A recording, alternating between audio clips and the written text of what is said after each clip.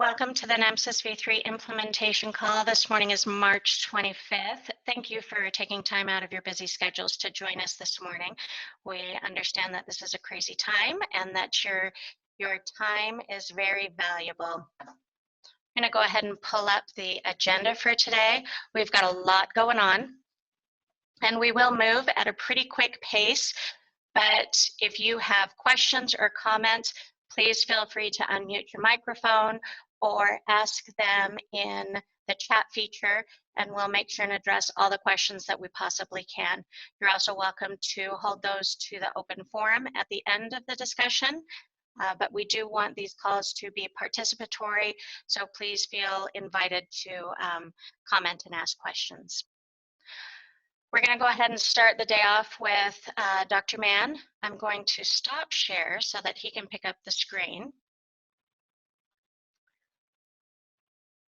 And we'll let Clay take over with some COVID-19 documentation and tracking discussion.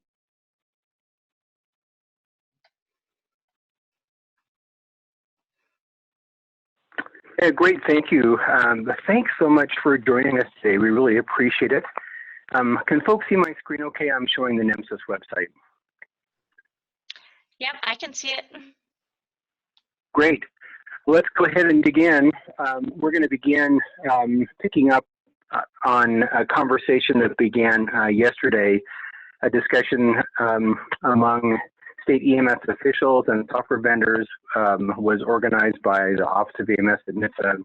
Dr. Eric Cheney led that, or Mr. Eric Cheney led that discussion yesterday for about 30 minutes. We had a chance to dig into a lot of topics, kind of high level, with the idea of warming folks up to hopefully making some fairly final decisions today regarding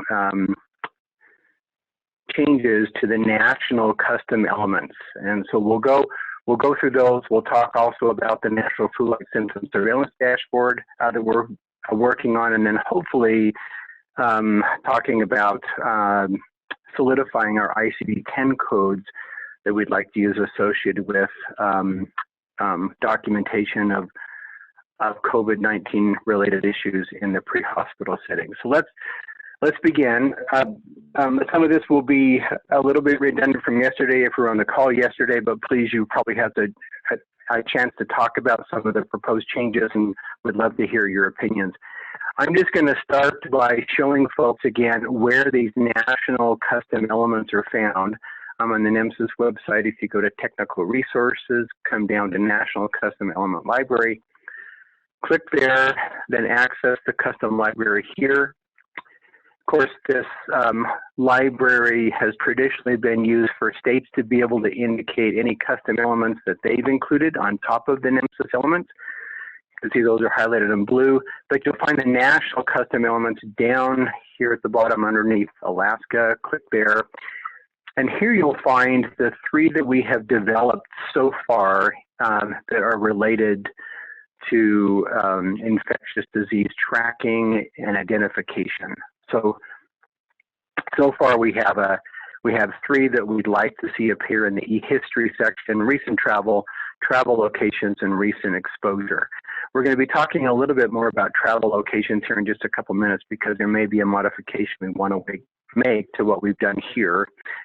Laurel Baeder with the NEMSIS team will be talking a little bit about how to access the actual XSD structures associated with these elements in the Git repository. But I'm going to go ahead and open up the presentation slides we want to go through today. So let's go through the current suggested revision. So as folks know, about a week and a half ago, we had a round one of national custom elements. So these are custom elements that we'd like to see implemented across the country. This of course, is, we recognize that perhaps it would have been better if prior to a pandemic, we had thought ahead of time and had a complete suite of elements prepared that if a pandemic or an epidemic was to occur, that we would be able to quickly just utilize those codes. caught a little off guard with this, and knowing that states and agencies needed to jump into action very, very quickly. We're now, of course, trying to standardize across the country, but that may be a little bit difficult. We clearly understand that. But providing these elements, I think, at a national level will help states that still want to do other things, add other things. And as we move forward in this, maybe we can try to bring all of our resources into kind of a consensus as we move forward. So let's go ahead and dig in. So let's begin by starting with the existing custom element that I talked about just a moment ago, travel locations. As folks will notice in the lower part of this slide, this element will document places and locations that the patient had traveled to outside their community prior to symptom onset. And right now, this element is listed as a text or string element. We had a lot of conversation about this and decided to leave it as a text or string, mostly because of some thoughts that were shared about the complexity of trying to build this type of an element using GNIS codes or ISO codes to identify, towns, cities, countries across the globe, that might be difficult to do, and so we left it as a string. But there's been a fair amount of concern about that, and some folks that have used it that have found that it's just incredibly difficult to go through string or text associated with this, and maybe the development effort is not so complex. So we're kind of opening this back up for discussion, and would love to hear from vendors and from states about the idea of maybe changing this from an open text or string element to maybe have it a little bit more formatted, like the address elements that are currently present in NEMSIS for cities and for counties and for states. Of course, this would be a much larger group of GNIS codes and ISO codes that would be associated with this element. It would be a very big list, and that may be one of the issues associated with development. So I'm going to open that up just for general comments related to potentially changing this from a text and string element to one that could accept GNIS or ISO codes and ISO codes. Clay, did you get the suggestions I posted to that custom element discussion? I did, David. Are you talking about the list of codes for international countries? Right. So I was suggesting we split out the countries as one pick list, and then the next would be a grouping with states, and then a set of cities, not open text, but GNIS or whatever you would want to do there. So breaking it into two elements instead of one. Correct. So one okay. country Yep. pick list, and then it'd be California with a bunch of cities under it, Pennsylvania with a bunch of cities under it, and then not worrying about county, zip code, or census tract or whatever that other ones are. Okay. Yep. And there's populated place codes, there's civil codes, there's even the ability to dig down deeper than city, but that is a little bit of the problem, right, with this. If we go to that approach, your ability now to identify that a patient attended a conference in a community, a week ago, would not be possible with the GNIS or ISO codes. But well, I mean, if we needed to have a field for comments like that, like, hey, I was at the HIMSS conference, it was canceled, and something like that, I'd favor having the pick list be as city. I think would be the best compromise there. If you wanted to do populated place, then that might end up being text. Yeah, and David, I'm gonna ask you just to explain a little bit your reasoning. I think I understand it, but I want to make sure for all of us on the call.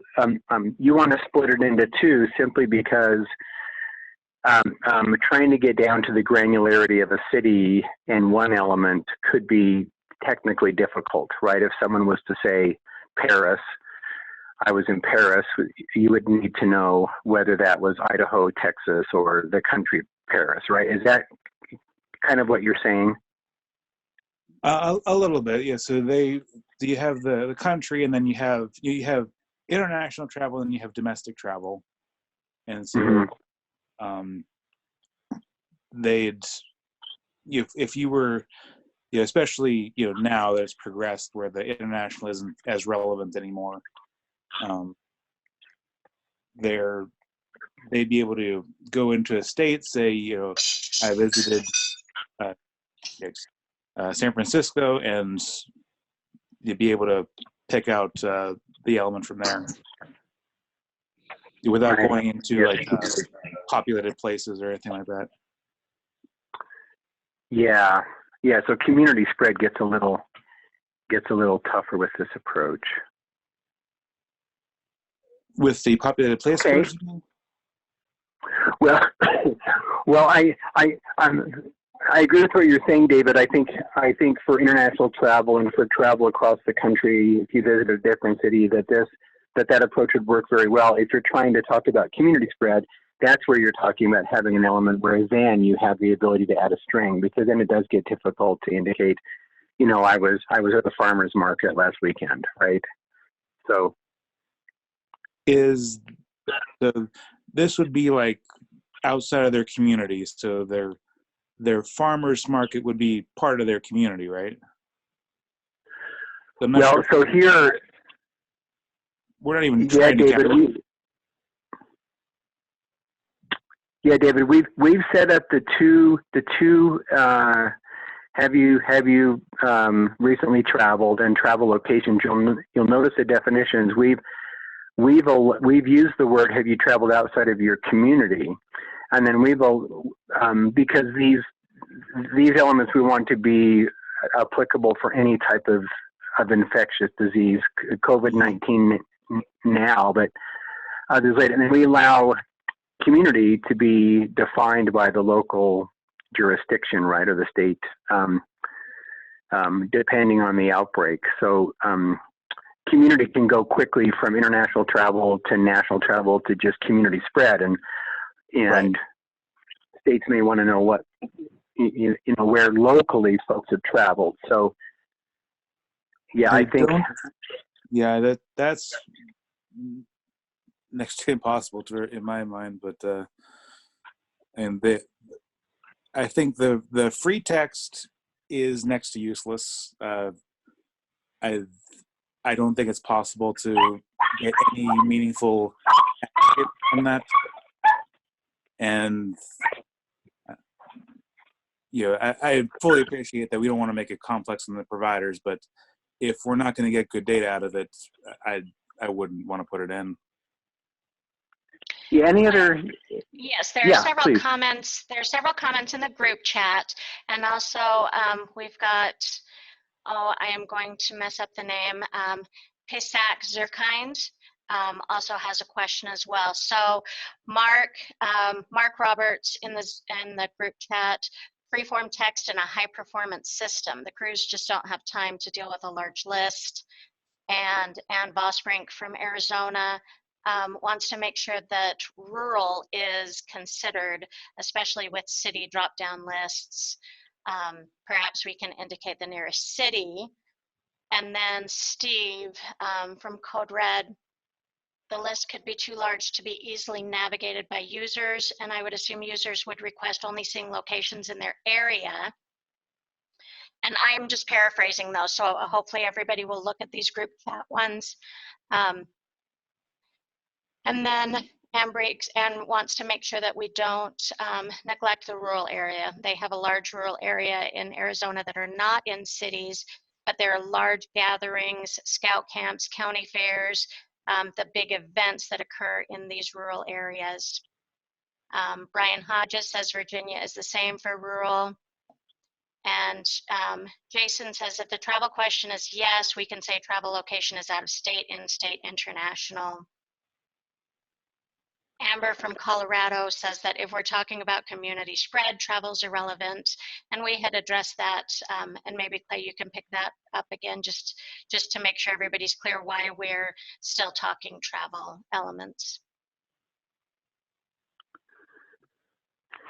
Yeah, good. And then Jim also raised a great point as well too, very recently, about the fact if it's a long list, hard to manipulate list, it could be easily ignored or be difficult to get through.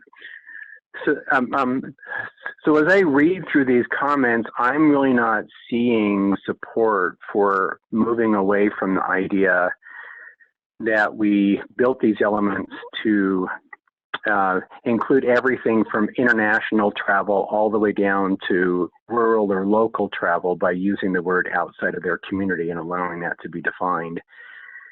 And then keeping this open as a text or string to define where they went outside of their quote community. I'm not seeing support for trying to implement GNIS or other codes to improve on this element.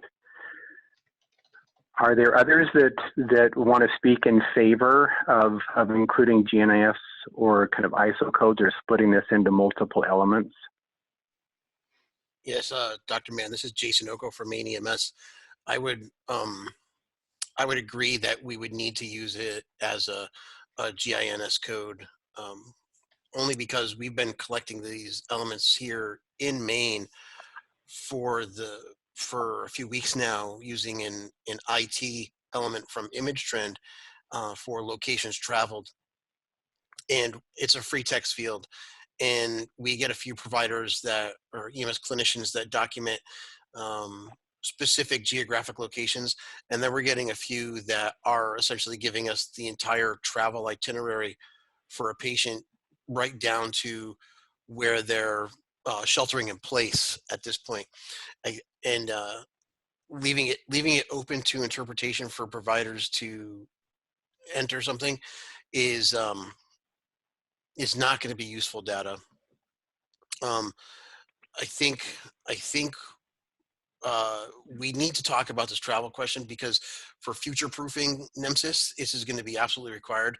I think for this current pandemic, we may have slightly missed the boat on the international piece of travel, but we absolutely should do this at the state level. And I, for one, probably wouldn't have heartburn if we just had a list of states that they traveled to begin with. So if I had a patient that traveled to New York, for instance, that would be relevant information for us here to document here, and it wouldn't really so much matter where in New York that they traveled at this point, because the community spread is so wide there. And then for future proofing, if we get it down to specific counties, even at the state level, that would be great. And then for the international piece, I don't think we need to go down to where specifically in China did you go, or where specifically in South Korea did you go, just that they went to South Korea. Yeah, thank you, Jason. Are you worried about, with this approach, missing the ability to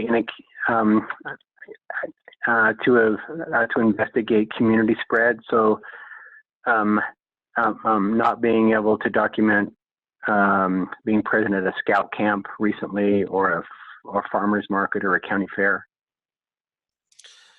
I think it's too granular. Just at the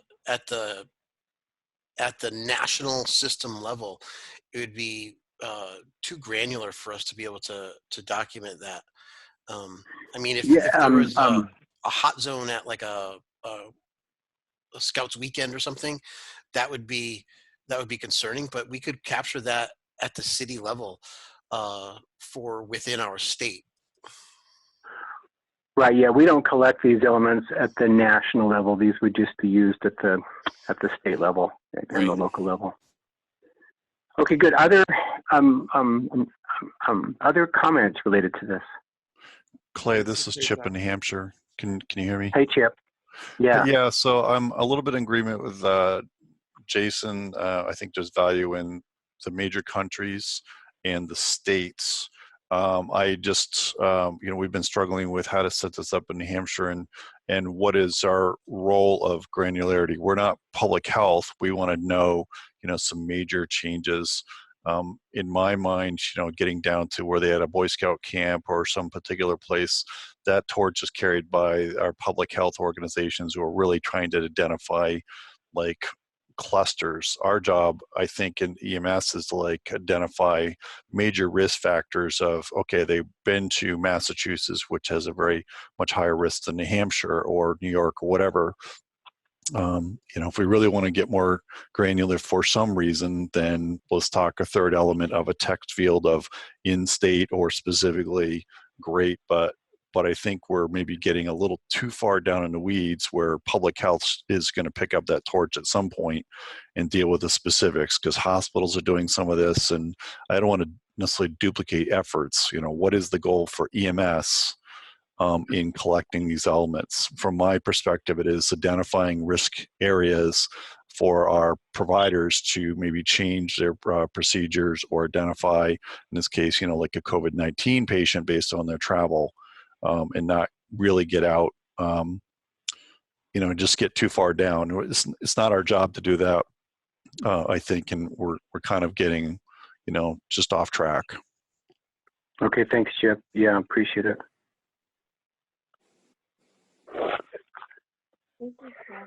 Hi, this is Pesach Zirkin.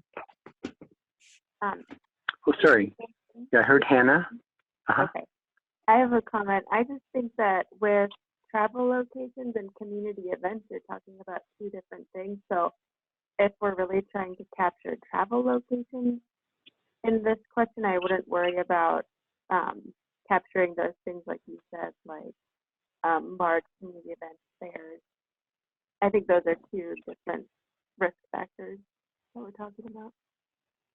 Okay. Hi, it's Pesach Zirkin. Good morning. Morning. I just wanted to bring out the concept of people who travel to multiple locations.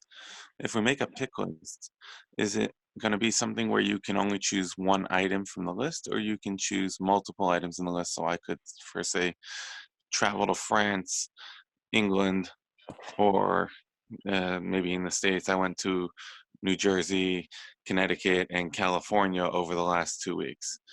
That's the first comment that I wanted to bring up. And that's something that can be easily addressed with a free text string, but very hard to address once you start getting into pick lists, especially if the city list is going to be filtered by states or something along those lines. There would have to be some way of being able to select multiples in different locations.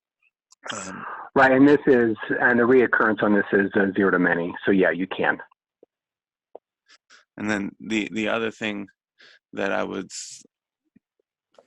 the idea of a comment field might be an easy solution. So you have your pick list, which makes it easy to do the research and the reconciliation after the fact, but you also have a comment field where the provider does have the ability to get a little more granular, isn't forced to, but it gives you that option of flexibility so you have your pick list and you have a comment field associated with it. The other thing that I wanted to bring up that was being discussed in the email chain and I didn't really see response to is the concept of travel dates as element fields associated with travel. So a leave date would not necessarily as important, but a return date. Yeah, and that was discussed in the first round. I think the idea that we have tried to do at the national level is to be as kind of efficient and as efficacious as possible, with the idea that states or agencies may choose to dig in deeper into issues. And so we've tried to not just develop 5 or 6 elements related to travel, with the idea that when they're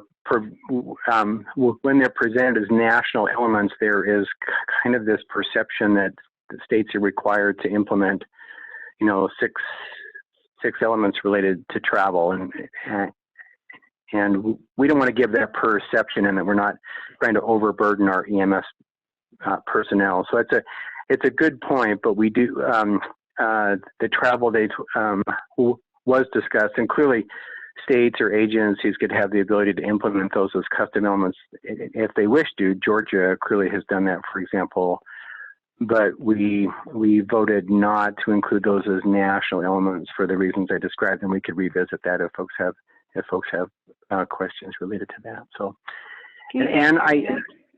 Yeah, and yep. I think that was on purpose because I talk too much on these calls. No. So to address, I don't remember, I think it was Maine, and I'll learn your name later, and Chip. Yeah, Jason. Because I've known him forever. I slightly disagree because a lot of us are housed in public health departments, but that's probably because my background is virology and epidemiology, and this is my interest. But I think it is, and I put all this stuff in the chat now, but my typing is horrific.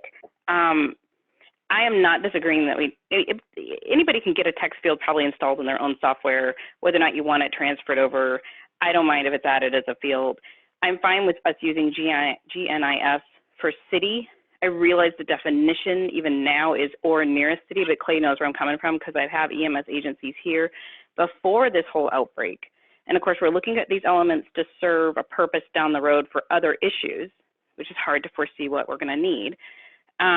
They don't want to put the nearest city when the nearest city is 45 miles away. Because then when they pull their own data, it looks like Prescott, Arizona, which is not a big city, but it's the nearest one to a lot of small areas, for example, has this huge amount of cases of whatever they're interested in pulling for themselves. So my point is, if we use GNIS, which I can see, because text fields we all know are terrible for any kind of mass use, or even when the hospitals are trying to use their EMS data that's coming in, that we allow some kind of, I don't know, whatever's easier to build, a separate associated element, a pertinent negative, but something they can say, this is the nearest city, but not necessarily this is the city, so that they can filter those as they would want to, and I know I would want to. I'd want to know the difference between something 50 miles from Prescott versus Prescott. But if they have to fill in Prescott and we make them fill in the incident city, or the exposure city, whatever we're talking about. I just want to wait for them to be able to indicate, no, really, this wasn't something right here. Whether you're trying to track something that's, person-to-person communicable, or something that's, more of an animal-to-person communicable, like we get naturally occurring plague in Arizona. Those are the kind of things that you're going to want to know whether or not it really was in the city. That is my point. Thank you. Yeah, thanks, Ann. And that relates to your earlier comments about rural areas, how we're going to handle that. And this allows you to be able to at least indicate that if they bring up the nearest city, but they're far away, they can indicate that they are not right in the city, that they're far away from that location, if that's as specific as the GNIS codes get. That makes good sense. Okay. All right. Any other comments here? Again, I think we're swaying back and forth here. We'll work with the NHTSA Office of EMS. I think what we're coming down to in this is the idea of having this element be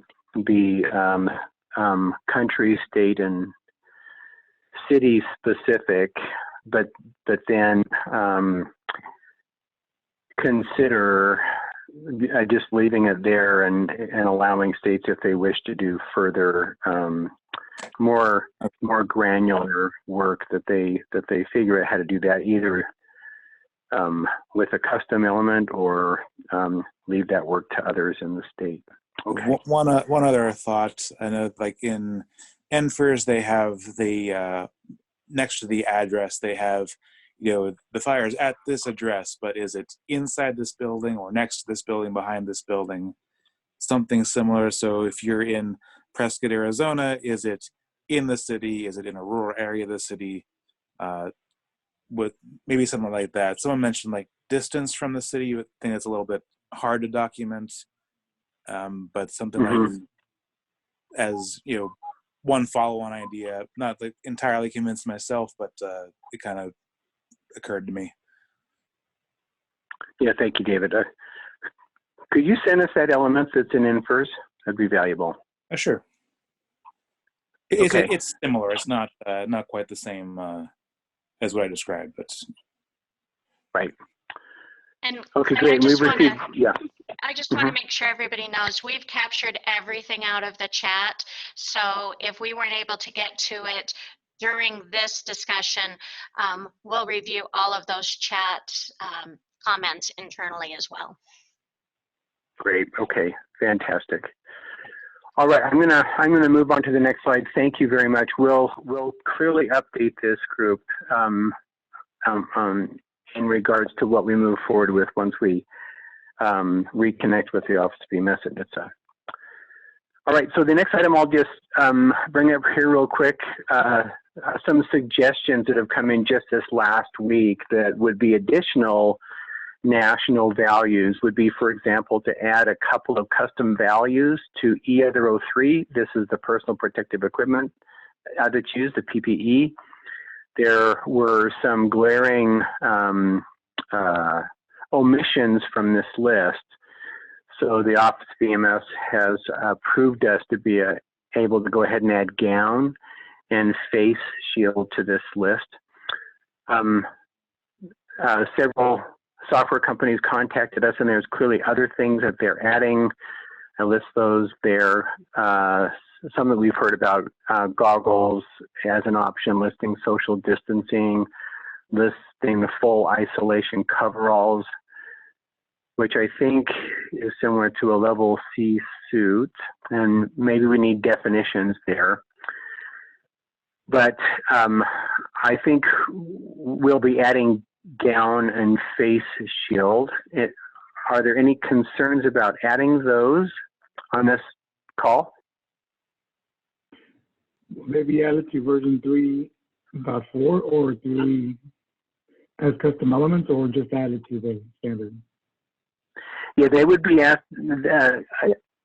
be added as national custom values for now. Clearly, there's a lot of these elements, like we're clearly going to have to put travel in the national standard, and that will be down the line when a revision is made or a critical patch is made. But in the short term, we're developing all these as national custom elements or values.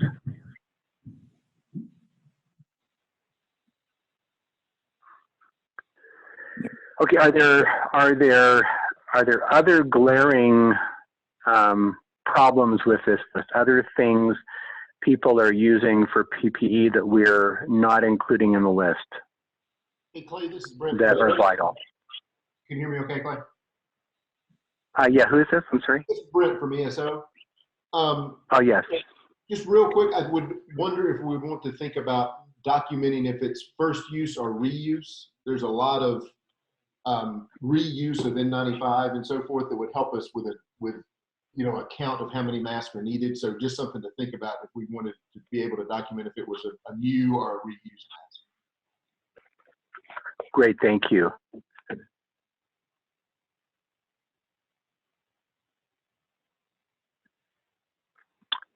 Also, on the call yesterday, a lot of folks put in the chat that they're really struggling to be able to track PPE with this element.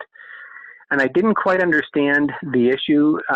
They mentioned that it's because it's a zero to many, so it's associated with a group that you can just list as many as possible, but they may not appear in order of priority or use. I didn't quite understand the complexity of that, and I couldn't tell if it was just a software GUI issue or if it was something associated with the way that the element's been structured in the standard. Is there anybody who still feels like there's problems with being able to pull this data out for use at the state using this element? Dr. Mann, that was me yesterday on the call, and that was an issue that's being worked on and resolved at the vendor level. So thank you for addressing it again today. Yeah, thank you, Jason. All right. Any other comments about these additions? Okay. All right, and thanks, Brent. We'll talk to NHTSA about the first use versus reuse question. All right, let's move on to requested change to e-disposition 24. So this is the element whereby our EMS professionals can provide a pre-arrival alert to emergency departments, indicating that they're bringing in a patient who they'd like to have pre-warning about. This has clearly been used a lot for trauma, for cardiac arrest, STEMI, stroke. There's a request to add another custom value that would be included with the disposition 24, and we'd be adding yes, confirmed or possible infectious disease patient. Again, remaining generic so that it can be used in the future as well. Because this is a national element, this could be collected at the local level and could be collected at the state level, but it would need to be rolled back so that the data could be submitted at the national level. It would fail Schematron from state submission to the national repository. So as is traditional with all custom values or custom elements that are national, it would need to roll back to a value, and we would suggest that it would roll back to yes, yes, other. Did you get my suggestion on this one also, Clay, about the potential biohazard as a choice? Yeah. So that's worth discussing. So David suggested that it not read infectious disease patient, but maybe a biohazard patient or something along that lines. Do you want to describe that better, David? Just that, rather than, they brought up that, chickenpox is an infectious disease, but it's not really a concern. Whereas, biohazards, if you tell them that, you need to prepare yourselves with protective equipment before this patient arrives. Kind of getting that semantic included in that kind of a choice. Hey, Clay. Yes. Imatrans added possible isolation precaution exposure to ours. So we didn't call it, biohazard. We just did, possible isolation precautions. So notifying the facility that this patient needs isolation precautions is how we handled it. And then we separate out by pediatric and adult. All right. So Imatrend just included one element that's possible isolation precautions, not adding the field you see here. So just one, right? Yeah. So we added possible isolation precautions exposure, and then we did add isolation as well. So we actually added 4 values that will map back into other, but we did add, we didn't classify it as COVID-19, and we just kind of left it at isolation precautions. Okay, understood.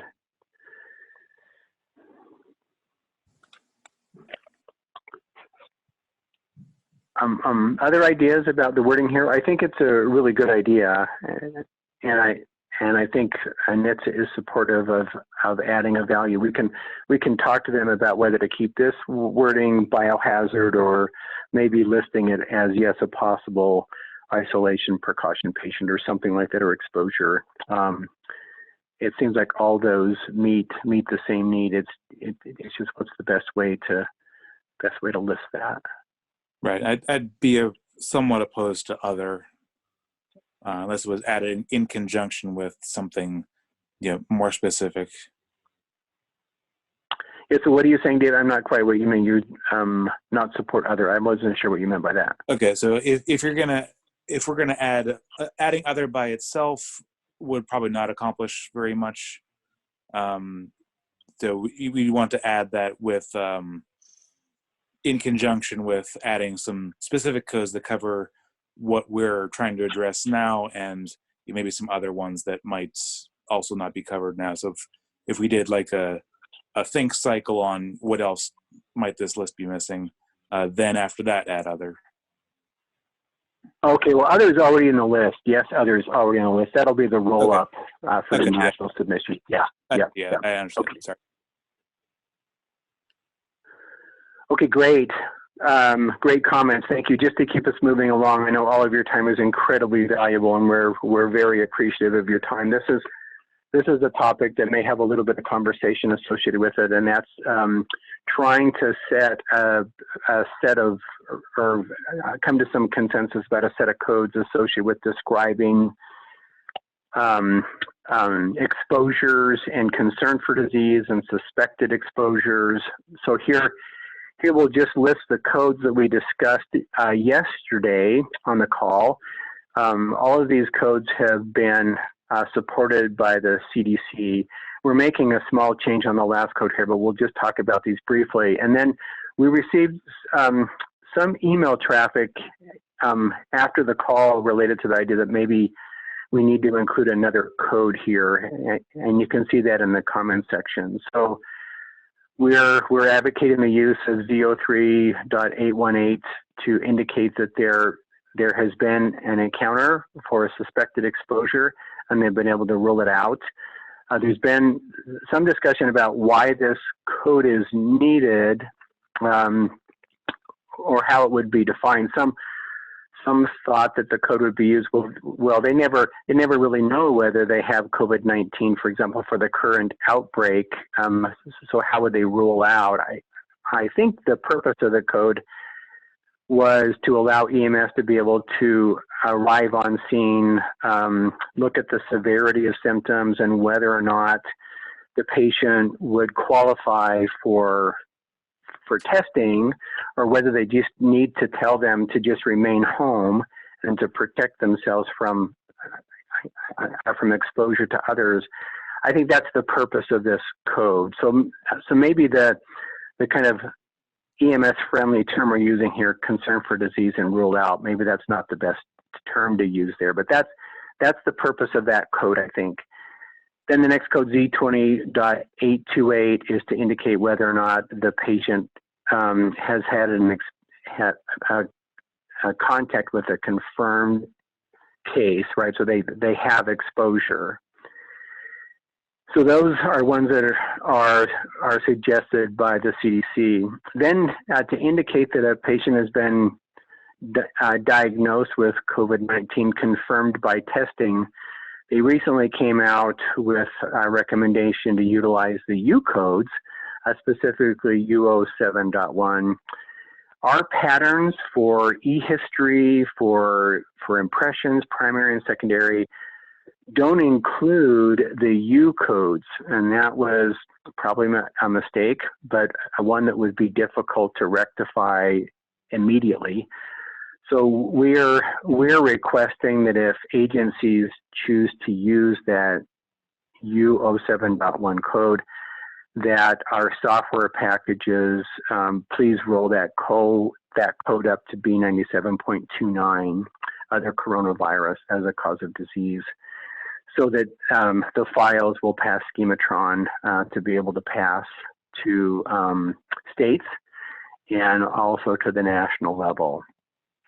So I'll stop there and just ask about those codes, with the idea that we're going to talk about the potential for adding another code that would identify that a patient is suspected to have the infectious disease under investigation, but there's no, with the history, there's no kind of indication of exposure.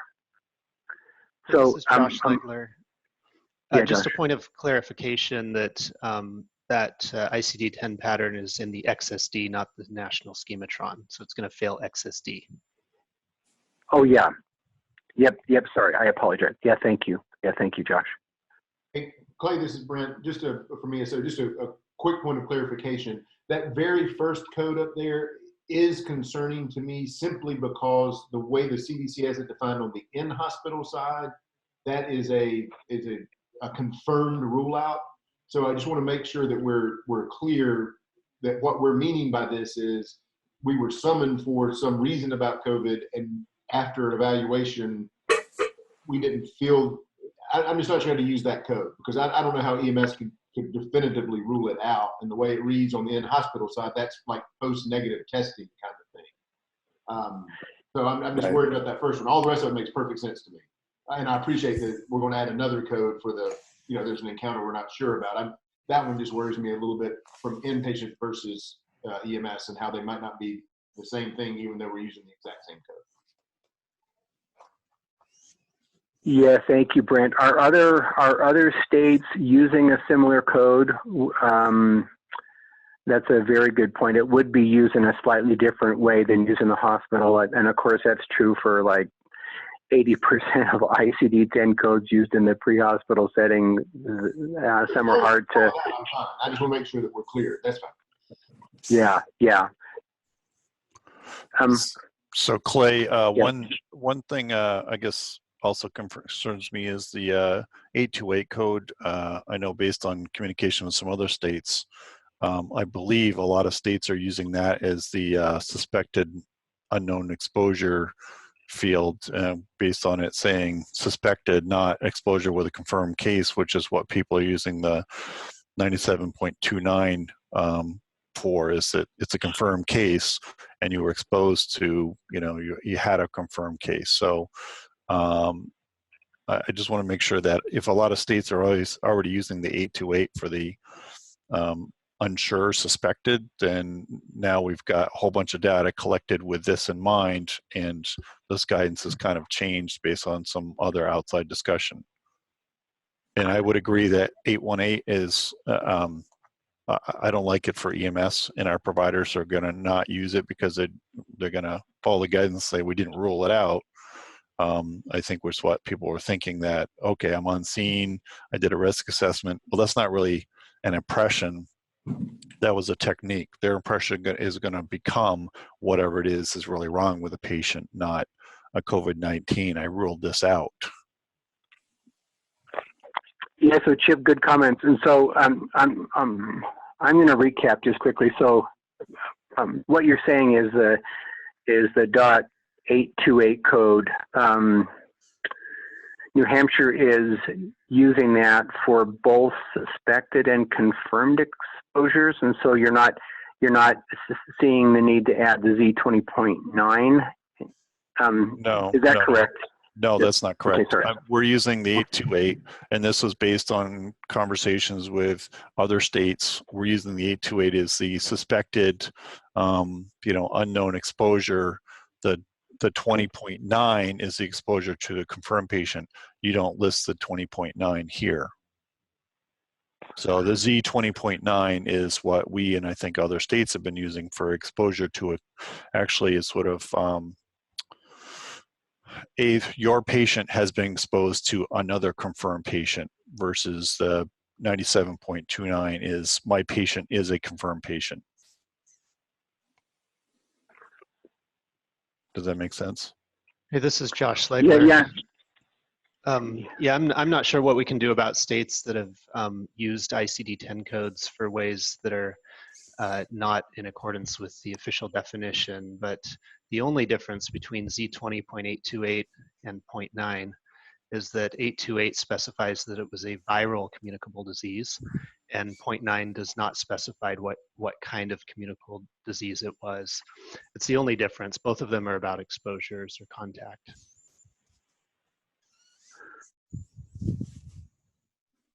Okay, yeah, and we did notice that there's several states that have modified the definitions a little bit, and that, yeah, okay, okay, good, all right. Clay, can I jump in real quick too? Yeah, please. It might be valuable to note as well that we fully encourage EMS clinicians to be documenting their actual impression and symptoms, that these Z codes are reason for encounter, and the B code is, that they're dealing with a patient that has been confirmed by testing. So we fully support and expect EMS clinicians to be documenting signs and symptoms, their primary and secondary impression, everything that feeds into developing their field diagnosis, even though we hate using the word diagnosis in EMS. But these Z codes are reasons for encounter. This is Frank with R1. That almost exactly matches what we hear from our customers, that in the majority of the cases, especially in a large, busy EMS system where they have 10 minutes with a patient, they're coming up with difficulty breathing and cough and shortness of breath, not whether or not the person has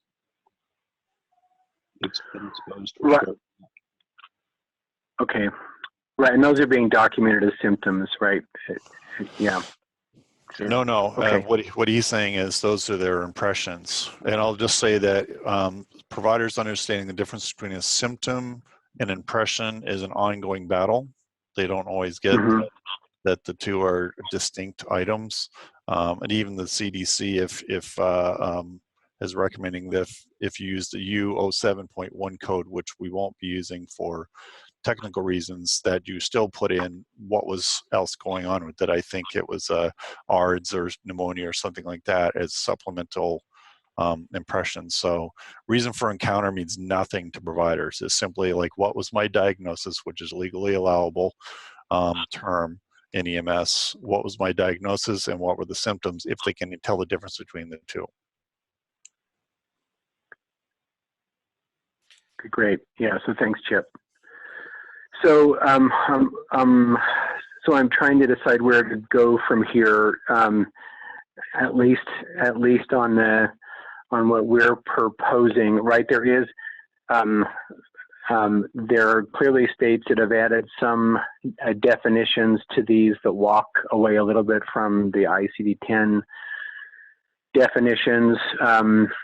Do we see the need to add to this list Z20.9 for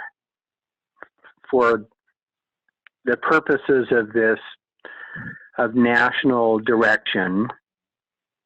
Do we need to include a code that includes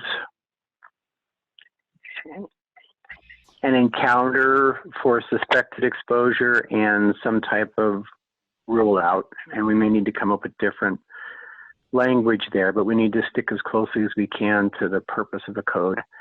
And then a code for an exposure or suspected exposure, and then adding the Z20.9 as a suspected, but there's no known exposure. This is Josh. I'll just caution that's not what Z20.9 means in ICD-10. So when this data flows between systems using that code, it's going to be interpreted differently on the receiving end. We've got to make sure that we're careful about understanding the actual definitions that are given in ICD-10. And the only difference between 828 and 9 is that 828 is specific to viral diseases and 9 is not. It's just could be any kind of communicable disease. Other than that, the definitions are exactly the same.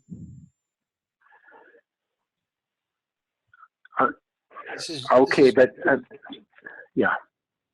Hi, this is Jason. Yeah, go ahead. From Main EMS again. Is there a possibility of a code that would allow us to document that the patient meets the criteria of the definition of a person under investigation with the current CDC guidance, and a way to future-proof that code for any emerging infectious disease? Do others know? I don't think that the CDC's put out such a code. No, I'm looking at the CDC guidance right now, and as it stands, if it is suspected or possible, their recommendation is to explain the reason for encounter. So what are the symptoms and impressions? So on the February 20 CDC guidance for ICD-10 official coding, they directly address that if it's just possible, suspected, or probable, please just put in what you're seeing, what those signs and symptoms and impressions are. Yeah, and to respond to Josh, I think what we were talking about, Josh, is as a potential addition is, as you can see on the screen, not adding Z20.829, but adding Z20.9 as a suspected with no known exposure. It's still again a little bit a modification of the code for Z20.9, which is contact with and suspected exposure to unspecified communicable disease. But Yeah, I guess the case still remains is, do we need to add a code for our professionals to indicate that it was suspected, and they need to report that, but they weren't able to identify an exposure? I would say, this is Sharon in Nebraska, that we do need a suspected code added in here because there are several people that cannot get tested at this point. And so if the EMS provider suspects it's a case, we need something to document that. Yeah, so the way we would typically go about doing something like that is we would add a pertinent negative. Medical history does not have pertinent negatives. Symptoms does, but it doesn't have the one we would want.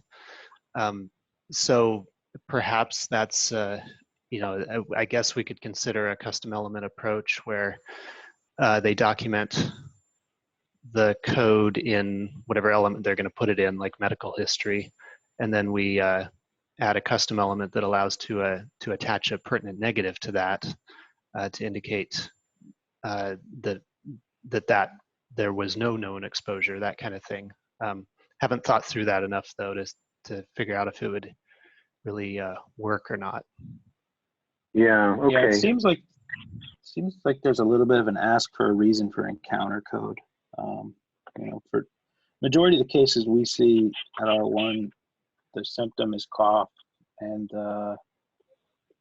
impression is respiratory disorder unspecified, J98.9. I think those are accurate for these cases, but if we need to identify what the reason for the encounter is, I think that's a separate element from impression and symptom. Yeah. Can the group hear me? Yeah. Am I able to be heard? Hello, this is IMS. We're up in Northeast Ohio, a vendor for recording pre-hospital care data. I just got a little bit late to get on the call. I do apologize, but all I need to know is, and I missed all but the last 5 minutes, if the primary impression is SARS or is other infectious disease, which one of those that you guys choose to use for you know, these possible exposures, or have you decided? So you're talking about which B97 code? I don't know the definitions of the codes other than the state level. So the impression of, you know, there is an impression value that's available in NEMSIS 3.4 from the state that is other unknown disease, I believe, is the description of that code. And then there's also a value in the impression, provider impression for SARS.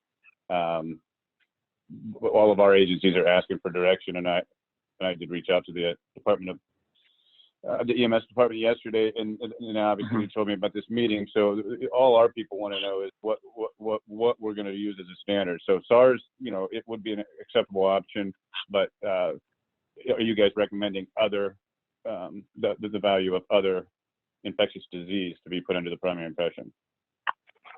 Right. So if you're on the webinar, then you can see the codes I think that we're focusing on. So we have kind of suspected exposures and whether or not there are suspected exposures and whether there is proof of exposure to a confirmed case or not, and then to actually confirm the presence of COVID-19, you can see the code that we're suggesting that they use, and that be B97.29. But that would only be used if COVID-19 had been confirmed by testing. Yeah, we're pre-hospital. We're pre-hospital. Right. So there would only be inter-hospital transfers or someone's home recovering. Exactly. Okay, well, let us work. I'm dialed in. I'll wait to hear back from the Division of EMS then on that. But we as pre-hospital care vendors need to know what you guys want to collect as far as the primary impression field. Obviously, the symptoms and what have you, you would just indicate the primary symptom, but the impression is what we need a hardline answer on at some point. And this is Josh. Could we actually discuss that for a sec? Like, I think in my mind, symptoms are things like cough, fever, difficulty breathing, Impressions are things like pneumonia or acute respiratory distress syndrome, things like that. And that these other things, in my mind, fall into medical history. It would go into that element. But am I off base on that? I want to see what people think and make sure we understand which element we're talking about when we talk about these codes. You know, I can speak from the NEMSIS. Yeah, I can speak from the NEMSIS perspective just quickly. We agree with that, right? We would like these codes to potentially, that we're talking about now, to be recorded either in eHistory 08 or to be recorded as a secondary impression, eSituation.12, where you have multiple options. You can report several impressions, but we would want symptoms to be recorded in primary and secondary or other associated symptoms, and then the primary impression to be reserved for a description of the provider's impression of the patient's condition. So something like lower respiratory disease or distress, ARDS, something like that that describes the condition of the patient, not confirming whether or not they've had exposures.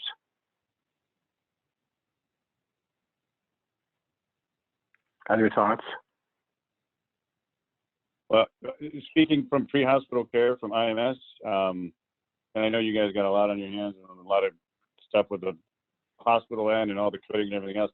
The pre-hospital care providers just need a very quick, easy way to report to the state to say, hey, we think that we may have been in contact with somebody that was COVID.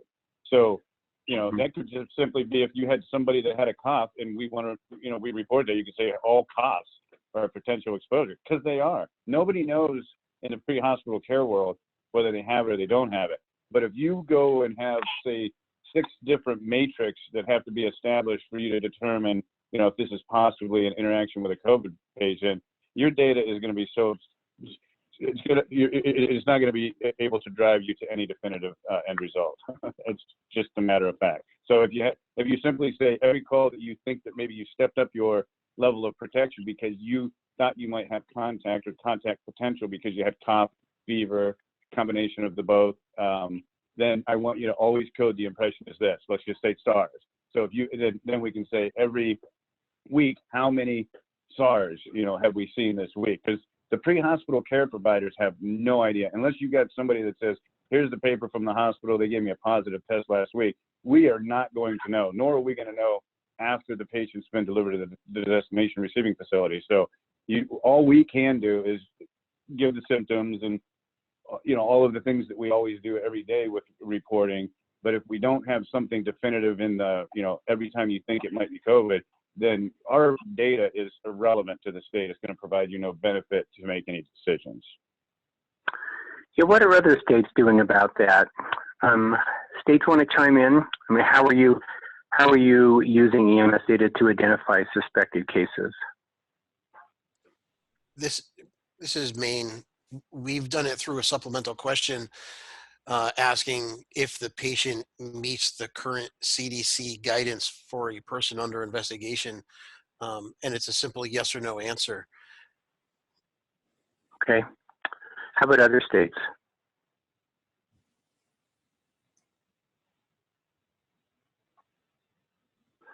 Sharon in Nebraska or Ann in Arizona, what are you guys doing to identify cases or potential cases? So at this point, this is just kind of getting started in Nebraska. We don't have that many at this point. So we are just in the process of deciding what we're going to do. Okay. And this is Ann in Arizona. I'd say we're the same. I haven't gotten any particular direction. I'm kind of trying to prep tools in advance to answer questions quickly if I get asked. Like I sent out that alternate destination thing. But we don't have anything. I'm kind of just watching what comes in. Like Sharon, I think we're in the same boat. And as far, I mean, you know, things are changing every day, and emergency directives can come out and change our rules. But right now in Arizona, we can't use our database for syndromic surveillance the way the statute's written. So the director could override that. But yeah, I don't have any advice to give. Sorry. So, right. Yeah, just so you know, I mean, if you're, and I'm talking specifically for the state of Ohio, just be simple and concise. We're dealing with pre-hospital care providers in the field that have no idea. We just need to some direction, ideally at some point in the not too distant future, for, hey, I think this may have been. So pick SARS every time you think that it may have been. At least then we have a data point. Otherwise, like I say, if you give the pre-hospital care providers 12 different fields that they have to try to figure out that the matrix works because they think it may, but they don't know for sure, but it might work, the data is going to be worthless. Like, you can plot enough. So very simple. For pre-hospital, you know, my recommendation would be SARS, just because this is SARS too. The other possible impression that would apply would be other unknown infectious disease or something of that nature. That could be off on the description slightly, but those are the only two values in the primary impression that really make sense to me right now. The rest of the symptoms, they're just symptoms. They're just symptoms like they always are. So those are irrelevant. Vitals are irrelevant. Quite honestly, the patient's medical history is irrelevant. We're talking pre-hospital, at least from my perspective, pre-hospital care providers. Very simple. I think it may be, I'm going to pick SARS, and we're going to move on, and we're going to treat the patient just as we would treat any other patient. That's all we can do in the pre-hospital care environment, you know, other than, you know, community paramedicine, leaving them home, this, that, and the other, if they happen to be positive. But we just don't know. We have no idea. We can only assume. So that's all we need. Is right. What do we want to do? SARS or other. One value so we can blanket the state with that value. This is Karen. I just want to add on behalf of South Dakota, supplemental questions have been added to the system as well. But a problem with that is that third-party software, whether South Dakota is also an image trend state, supplemental questions cannot be publicized and used even by image trend systems in use by agencies in the state, nor can third-party systems import them. South Dakota is currently having conversations about creating an Excel spreadsheet and then requesting from agencies that aren't directly using the South Dakota State Elite system to fill that out and submit it daily. That's why it's so important to have a code that can be used to identify the suspected patient based on their symptoms, but truly have an identifier that's a little more clear. Thank you. Yeah, I would agree with Karen. When we've talked about it a little bit, and that's one reason that we have not implemented additional questions is because our third-party vendors that import to us. So we've been kind of waiting to see what codes would be decided nationally is one of the things that we're looking at. IMS again, by the time you guys establish that code, this event will be over. So we're just looking for something very simple right here, right now. SARS or other are the only two impressions that seem to make sense. I wait for the state to give direction, but if they're waiting on the feds to give direction on this, we're just going to code as SARS and move forward. Yeah, I'd work directly with your state in regards to that and ensuring that you're meeting their requirements. They don't know. Okay, they're waiting on good. this call to determine that. Okay. All right. IMS is out, so we're gonna talk. We'll follow the state's direction. But I reached out to them yesterday. They don't know. They were waiting on this conclusion of this meeting. So I'll follow up with the state. Then we're good for now. Thank you. Yep. All right. Yeah. Thank you very much. All right. So I think we have a lot of great direction here. A lot of additional information. We'll again recircle and see if we can solve this. We, like you, want to feel like we can come to a consensus this week. We need to finish this and get the pieces out. I think we've made some good progress on a number of the issues today. This one is a little bit more complex. Maybe we can try to clarify it a little bit and get something else that can be made available and be commented on. We'll do that through the DMC listserv and also through the Google Group listserv. So feel free to continue to comment. Everything that you provide is incredibly helpful. All of your comments on the chat, we record those and review those in great detail afterwards. All right, I'm going to move on to just my last topic that I have. I apologize, but this has been great conversation. We have talked about trying to provide a national level a dashboard that could help states and also federal agencies to better clarify and understand the resource needs that EMS are facing across the country. So all states have had access to a password-protected flu-like symptom dashboard that they've been able to use. That data in the past has been updated weekly. That we have modified that dashboard to now be updated daily, and we've asked states for permission to allow us to show rates of flu-like symptoms within states and down at the county level, helping states to not only be able to look at their states, but be able to look at bordering counties from other states to help them better characterize the burdens on the EMS system that are being caused by the COVID-19 pandemic. So I'm gonna show you just a quick look at this dashboard as it's currently developed. We have 21 states. I've blurred this a little bit because, again, if a state agrees to have this data be made available, it will only be made available. This dashboard will only be available to folks who have a NEMSIS username and password. So all states would have access to this, plus the CDC, FEMA, several federal agencies that are approved by NHTSA would also have access to this. So far, only 21 states have provided permission. But I'm going to walk through this just real quickly. This is how it would be used within your state. So you would have access to this.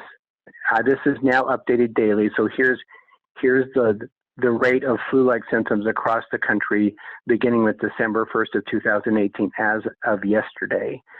And this rate, you have to think about this rate a little bit differently than you have in the past. So the rate is the number of EMS activations where a patient presented with flu-like symptoms over all EMS activations, right? So when you see a county here that's red, meaning greater than 5%, or orange, between 2.5 and 5%, what that means is in that county, the EMS agency serving that county, for example, if it's red, greater than 5% of all of their calls, patients are presenting with flu-like symptoms. So that's how this dashboard would be used to look at resource allocation, resource overburdening of EMS systems across the country. So you can see that you would be able to set this by date and time, so you could look at what happened. You could have this geographic map and this line chart only represent last week, or you could keep it open to look at the entire year and a half. You could look at specific states or specific types of service requested. Was it a 911 call? Is this an interfacility transfer? You can look at patient demographics, the date and time that this patient is seen and treated. What was the complaint reported to dispatch? What's the primary impression of the EMS professionals? What's the primary symptom?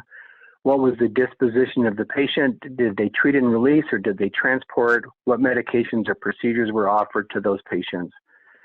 What was, where did they pick up the patient, or where was the call to? Was it a school, to a home? And then did they take the patient to a hospital or home or other nursing home? This information would be available to every state with daily updates for those states that participate. So that's what we're hoping to release. This will be released the end of this week, I think, is when it'll finally be made available. Anybody who has an NEMSIS password protected username will be able to access this. So states that aren't participating will see it, states that are participating will see it.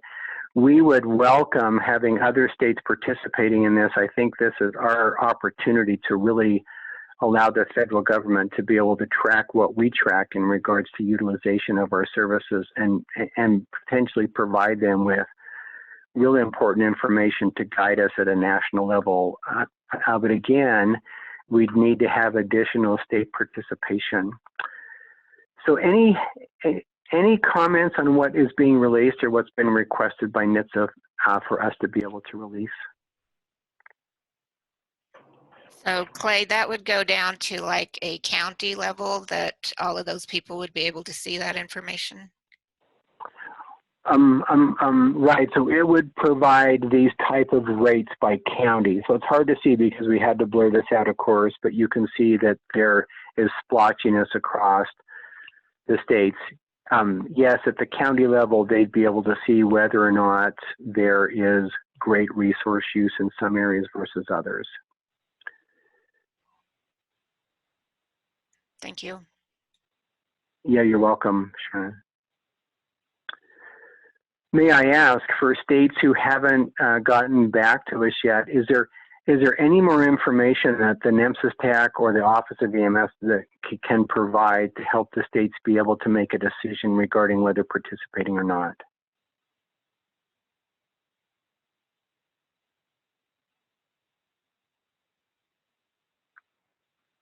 So I'm assuming yeah. when they go down to like the county level, these primary impressions and primary symptoms would also adjust to the county level. Is that correct? Yes, you could click on a county and you could see the primary impressions and the primary symptoms that are presenting in that county, yes. Okay.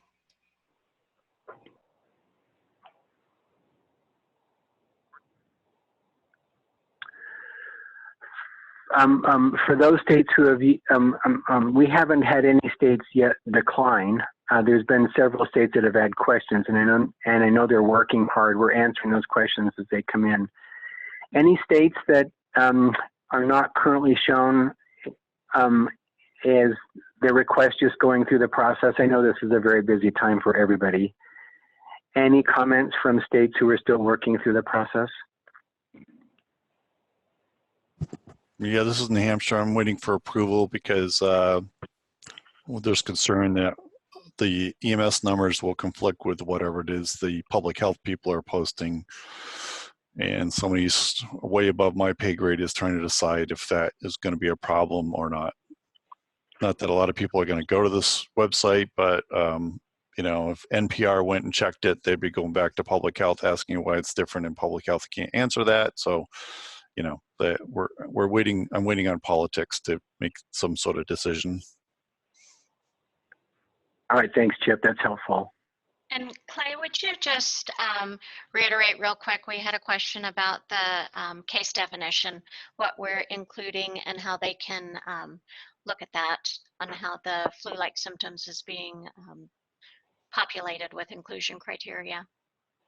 Oh, yeah, great question. And so there's a user guide that goes along with this dashboard. I apologize, I don't have that up right away, but there is a user guide, and I can't get to it really quickly, but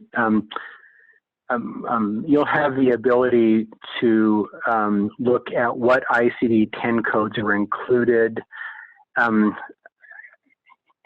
define a case. So again, these are flu-like symptoms, so any mention of like influenza would be included in here. Or there can also be a constellation of symptoms where you would be included in here. I think you have to have at least 2 of the following symptoms: cough, fever, shortness of breath. There's a couple of other ones related to flu-like symptoms. And so it's clearly not, specifically targeted towards COVID-19 symptoms. It's flu-like symptoms. But you'd be able to go to that user guide to look at actually how that's defined.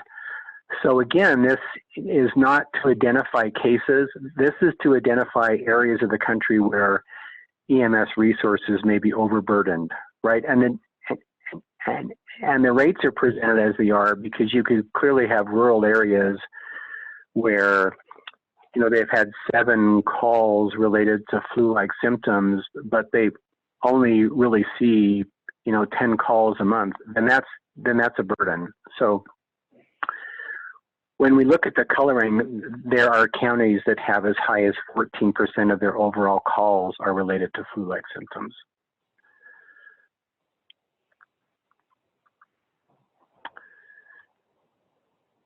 Okay, great. Any other questions? I want to ensure that there's a little bit of time for their remaining agenda. Any other questions on what's being released here?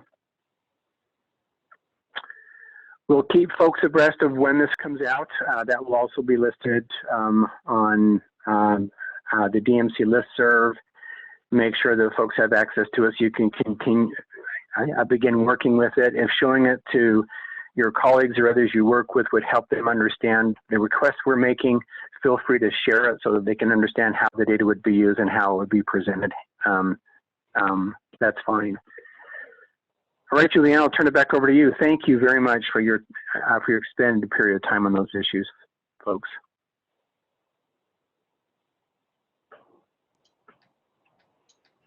All right, let's put the agenda back up there.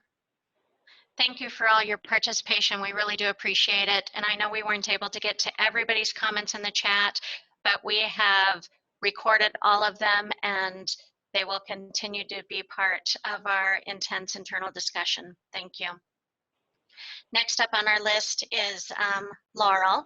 Laurel, do you want to take the screen? Yeah, sure thing. You might have to read me my agenda items as they come up. I think the first one was the national custom elements and where to find them in the Git repository. Is that correct? Yes. Yep. All right, we'll start there. So from the NEMSIS website, which you should all see in just a second, down at the very bottom of the page, there is a link to the Git repository. So you want to click there to go into Git. This is where you get all the code for everything. Hold on, let me log out of Git so you can see what you're supposed to see. So if you go to our Git repository, you won't be logged in as me, so you'll only see NEMSIS resources. So there's NEMSIS public, which is the core elements of the standard, and then NEMSIS states. Custom elements are going to be in the NEMSIS state section. There we go. So in this NEMSIS state section, you'll notice there's a repository for every state. We're going to go into the national custom elements repository, where those new national custom elements are hanging out. So in there, there's just one resource folder and there's just one state data set file where those custom element definitions are. Just 1 second.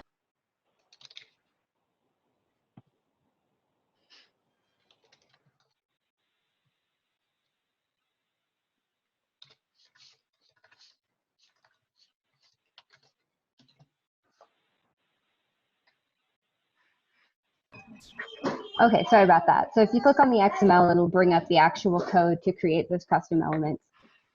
You can download the raw file over here by clicking on raw file, or you can just look at the code here and it shows all of the e-custom configuration for each of those elements.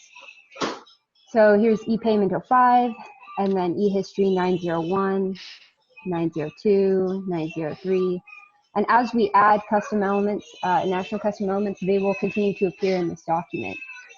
So you can always find the latest version here. So that's where to get those. Does anyone have any questions about the Git repository?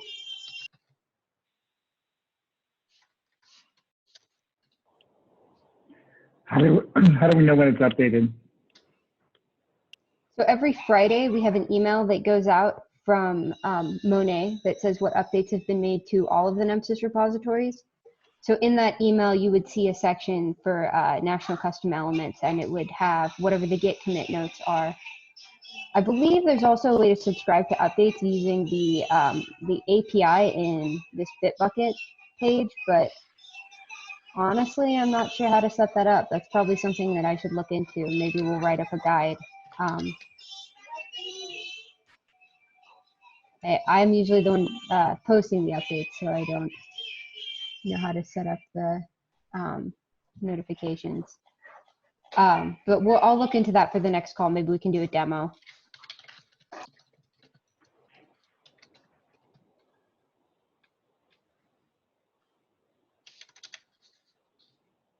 Julianne, what was my next topic? Your next topic is V3 testing. V3 test. Okay, this will be really quick. So we have opened up testing for 3.5.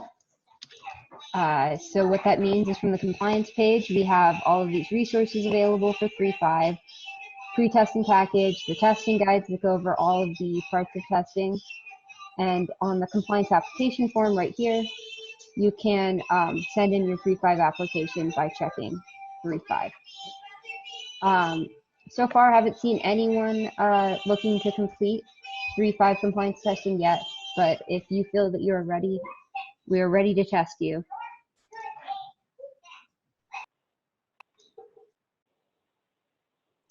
Any questions about that? Okay, was that it, Julianne? We got 2 minutes left. We are up against the time limit. If it's possible, we'd like to discuss the 3.4 Schematron later and also the Schematron deployment later. I know we've had really fantastic discussion, and I know that you guys all have huge schedules today. If possible, Eric, could you talk for a minute about what the concerns are of Office of EMS? And then we'll do a really quick open forum. I just want our participants to be able to bring any additional questions to the group while there's still a couple of minutes. Julianne. Yes. Can we touch on the Schematron deployment? We will not have another call before that occurs. Go for it. Sorry. I just want to make sure you're all aware that we are going to deploy the new Schematron in the April maintenance window, which is the 14th and 15th. Actually, maybe we will have a call before that occurs, but that is coming. It's been finalized. And I'll just add that the way this will go is that NEMSIS will deploy it at the national level first. Then after that, it should be deployed at state levels and then at local levels last. The new Schematron is less strict than the previous one. So if it takes the rest of you a while to get to it, that's going to be okay. Data that you're submitting will continue to be valid if your system determined it was valid. Thank you, Josh and Laurel. I know those are important topics, and I hate to make those smaller for this conversation. Thank you for doing that. Eric, I'll turn it over to you if that works for you. Yes, ma'am. Just very brief. Thanks to everyone for being on the call. Clay mentioned a couple times during the discussion about NHTSA approval. NHTSA approval for this is very simple. As long as the group agrees that this is the way to move forward, I can guarantee you I'm not going to stand in that way. The addition of PPE, tracking first use versus reuse, if that's the way the group wants to go, I'm more than supportive. Dr. Myers, if you're still on the call, I'll have Dr. Kramer in the conversation to talk about the proper wording for possible isolation precautions or procedures, or however that should be worded. And as long as the medical directors are in approval, we can move ahead with that. That's not a problem. I do want to let everyone know very quickly that the NRCC has hired a data integration specialist to help them pull data together. So following on our conversation of what can be fed and what can be viewed real time and what can be viewed on a daily basis, you're going to hear more about that over the coming weeks. But I have had just one preliminary call with them to say hello. And as soon as I get more information from them on what their requests are, I'll make sure that gets out to the vendors. That's all I have for the group, unless there's questions for me.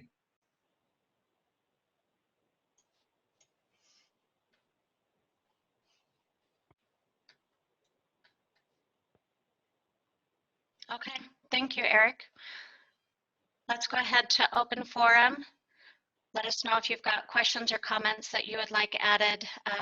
Let's just go a few minutes over, so if we can be brief, that would be great. Thank you. Julianne, this is Juan with Florida. We were wondering how long vendors think it's going to take to implement the new custom elements, to add them to the UI and then deploy them to their agencies. Obviously, we want this data sooner than later. Thank you, Juan. We've got several, we have many vendors on the line with us. Would one or two of them like to chime in on how rapidly you're able to implement custom elements? And I know a lot of you are already, have already implemented elements for your EMS products. And we're looking at a pretty quick turnaround. If you want any kind of like self-reporting, like, hey, we're ready on this. If you want to push that out to the states, we sign up for that once they're fully implemented, or I don't know if that might be helpful.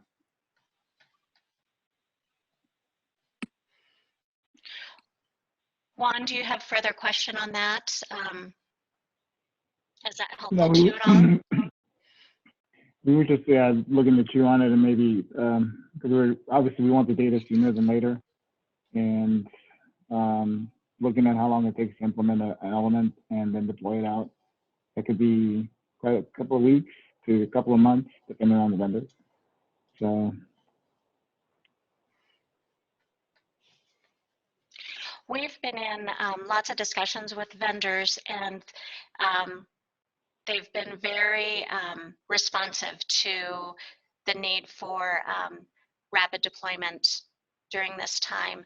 So we're hopeful that you're able to implement those changes in your field PCRs in a quick fashion. And and then my Juan, other question was going to be, yeah. Chris at Document isn't able to unmute, and he said give him a call and he'd love to chat with you about it too. Okay. The other thing I was going to ask is, do you know when you guys might finalize the other custom elements, adding the e-disposition and the e-other 03? We recognize those have to happen really quickly. Clay, if you want to jump in on a timeline, I know that we've got those scheduled pretty tight to get those out as soon as we can. Yeah, I think for those, there's less lack of consensus, so I think we'll be able to turn those around quickly. I'm hoping that by the end of the week we can have that work done. Okay. This is Steve with Code Red EMS. The main thing I see with the time to implement and deploy really comes down to the time it takes to finalize the elements and how involved they are. As a vendor, it's almost impossible to give you a realistic, it would take this amount of time to deploy without knowing exactly what needs to be deployed. And that's a great point, Steve. And we know that a lot of the vendors have already implemented different elements to capture in their ePCRs.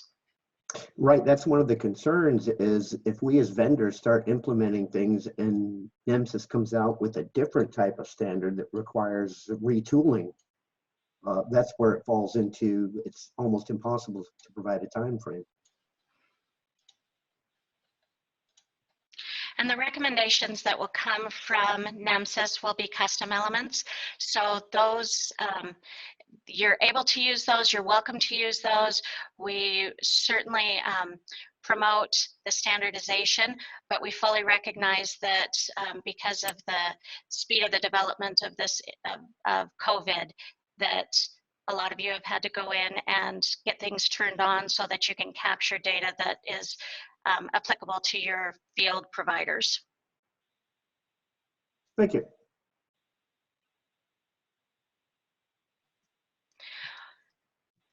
Any other questions? I know there's more out there. All right, let me check chat one more time. Okay, so we've got some great feedback from additional vendors too, and we recognize that that a lot of our stakeholders are waiting for guidance from a national level, and we recognize that and are working to get that guidance out. It was important to us to get a lot of feedback from our stakeholders, and we appreciate everything that you guys have contributed to this conversation. It is meaningful and fully taken into consideration as we try and develop elements and guidance that will be nationally applicable. So thank you for that. Yeah, this is Clay. Maybe just one more thought in regards to the custom element work that the national custom element and value work will have.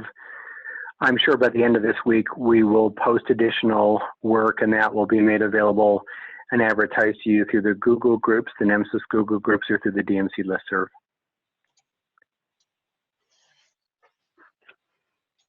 Thank you, Clay. And that is our best way of communicating with all of you. So please watch for those Google group announcements and through the DMC listserv.